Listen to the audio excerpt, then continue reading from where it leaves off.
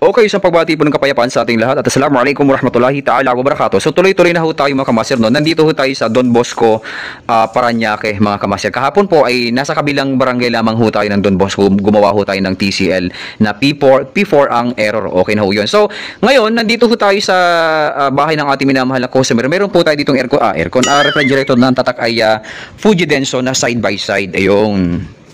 Modelo ho ito ha mga kamaster yan. So natapos na ho tayo sa ating sinasagawang diagnosis. Okay? Pinaghandaan ko na yan.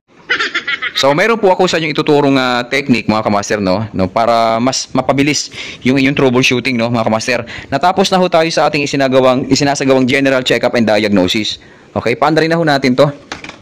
Okay? Para dire-diretso. Kapag ho kayo naka-encounter ng ganitong error, alam nyo agad kung anong magiging sira. Okay? Paandarin na ho natin. Boom. Okay? So pumunta ho tayo dito sa taas. Yeah.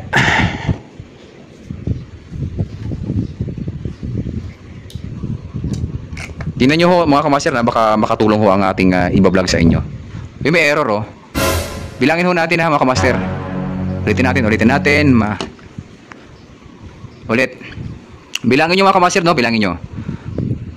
Ulitin natin. Huwag kukurap.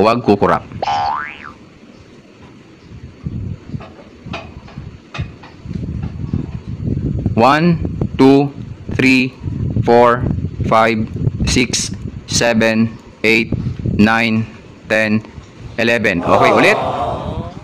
1, 2, 3, 4, 5, 6, 7, 8, 9, 10, 11. Okay.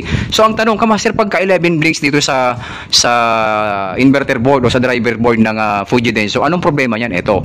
Okay, kung halimbawa naka-encounter ho kayo ng kahit anong blinks pa, no? Hindi lang ho 11 blinks. Ayusin natin. Yeah. Okay. Yan. So kapag ho kayo ay naka-encounter ng 11 blinks, no? Kahit anong blinks, sabi ko sa inyo, kahit anong blinks po ang ma-encounter nyo sa unit ninyo, alalahanin nyo, pumunta po muna kayo dito sa signal, ha? Ito ho yung signal ng ating unit ng motherboard papunta dito sa ating inverter board. Ang unang-una nyong gagawin, signal muna puntahan nyo, ha? Ayan. Una-una, lagay ho natin to dito sa, pumunta ho kayo sa DC volts. Okay? Ayan. So, pumunta ho kayo dito sa tanggalin nyo ito, paalala kahit anong refrigerator ho yan. Okay? Kay Fuji Denso man yan, kay Electrolux man yan, kay Samsung man yan. So, lalo sa, binabahagi natin, Fuji Denso na side by side, 11 blinks. Pag 11 blinks, anong problema yan? Ito. Tanggalin nyo ho muna itong signal. Yan. Yun. Etong signal na to, kuhanan nyo po ng parameters ng voltage ng signal. Kasi pagka halimbawa walang signal, walang voltahe na ibinabato sa ating system, automatic may problema ang ating motherboard. Tama sabi mo. Ganun lamang ho kasimple mga kamaster. Pero kapag halimbawa mayroon namang ibinabatong signal to o voltahe sa ating inverter board, so total walang problema sa ating motherboard. Ganun lamang kasimple, no?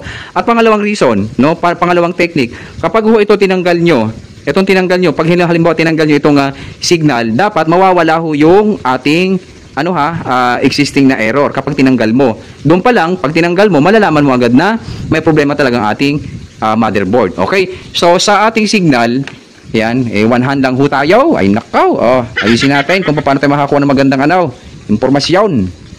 Yan, ayusin natin ha. So, dapat ang makukuha natin dito mga kamaster ay 3.5 hanggang 4 DC volts. Ayan, inipit na ho natin kasi nga ho, yung kaliwang natin ay nasa camera. Naku, ang hirap. Teka lang ha. Ayan ha. Tingnan natin. Kung may signal ho dito, ibig sabihin, walang problema ang ating motherboard. Ganun lamang ho kasimple ha. Huwag ho muna kayong pumunta kung saan-saan, okay? Tingnan natin. Ang hirap. Ayan. Okay?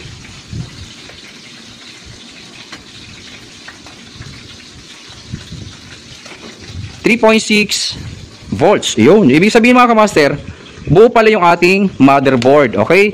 Then, paano natin malaman na buo ang ating motherboard? Okay? Kasi nga po, existing pa yung ating error. Kapag ang motherboard, kapag ang problema ay nasa motherboard, pag hinugot ho natin yung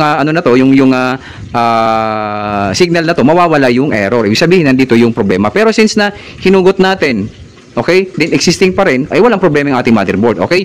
Unang technique dyan. So, ilalagay na natin ulit, yun.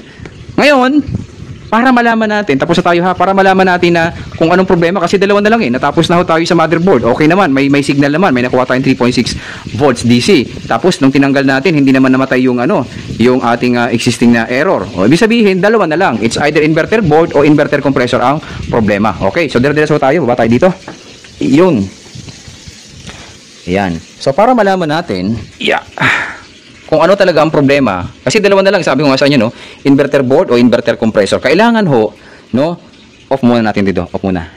Yan, pag in-off natin, kukuha po tayo ng inverter compressor. Ito ay para sa mga technician ha, para hindi ho kayo nahihirapan mag-troubleshoot, ano? Para hindi naman ho kawawang ating mga minamahal na customer na nagbabayad sa atin, tapos walang output ang ating trabaho, hindi malinaw kung ano talaga ang problema. O yun, kawawa naman ho ang ating minamahal na customer, okay? Kaya sa pamamagitan ng itinuturo po sa inyo, kailangan mayroon ho kayong daladalahang inverter compressor. Ang dami ko, may inverter starter pa ho ako dito. Yan oh, dito sa kabila, yan oh. May mga starter ho ako ditong daladalahan. Okay mga kamaster, lagi hong handa si kamaster para kung sakali man na nasa bahay na tayo ng ating minamahal na customer, pag nag-diagnose ho tayo, kapani-paniwala at malalaman talaga natin, matutumbok natin kung ano talaga ang problema mga kamaster. Okay, kailangan lagi tayong handa. Equip ika nga. Ngayon, ganito. Kapag halimbawa, eto, di ba kasi hindi gumagana ang compressor.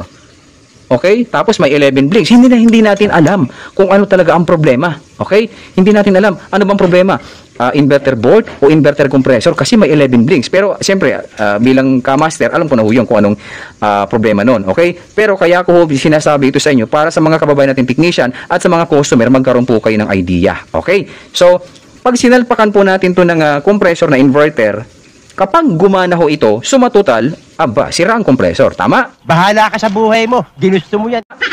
Ngayon, kapag hindi naman ho ito gumana, ang posibleng problema ho dyan ay inverter board o inverter compressor. Malabo pa rin. Okay? Pero sa gagawin po natin ngayon, kapag gumana ho ito, okay, automatic, ang may problema ho dyan ay compressor na.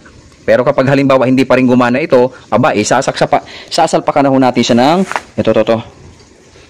sasalpakan na ho natin siya ng ating mga daladalahang pang direct start. Ganun ho kahanda si kamaster mga kamaster. Okay, so lagay na ho natin to dito. Yan. Isa ho to sa mga technique ni kamaster para napapadali ho yung ating trabaho. Ano? Yan. Tsaka para natutumbok ho natin yung problema, hindi kung saan-saan ho tayo napunta, baka sira ang ganito, palitan natin ng ganito, patay tayo dyan. Ayan. So, since na nakalagay na ho yan, ayan, paandarin na ho natin. Paandarin na po natin. Okay? Kapag umandar ito, ang may problema ay compressor.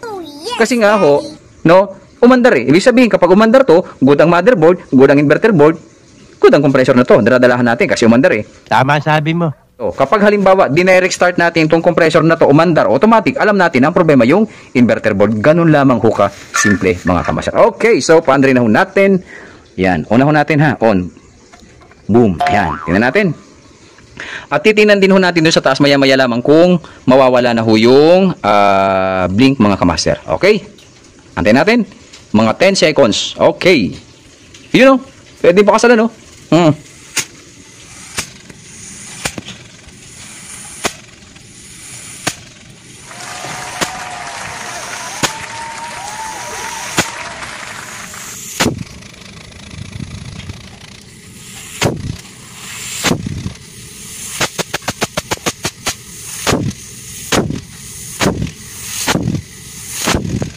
Okay, so napatunayan po natin ngayon mga kamaster, no? Napatunayan natin ngayon na ang may problema pala is yung compressor. Ibig sabihin pala mga kamaster, kapag halimbawa naka-encounter kayo ng 11 blinks sa ating inverter board o sa ating driver board, automatic, ang problema po niyan ay inverter compressor. Alin doon? Mechanical. Okay? Kasi nga po, kapag 11 blinks, ang itinuturo po sa atin ng ating error code ay mechanical. Stuck up po yung ating compressor kaya hindi gumagana. Ganun lamang ko kasimple. Okay, tingnan natin dito.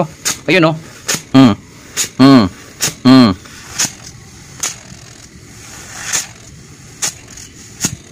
Okay, tingnan ho natin doon sa taas kung may error pa para magkaalaman na. Baka naman mali si Kamaster now. Ayaw. Ayun. So nawala na ho yung error. Ayan o, pati natin ilaw. Ayun.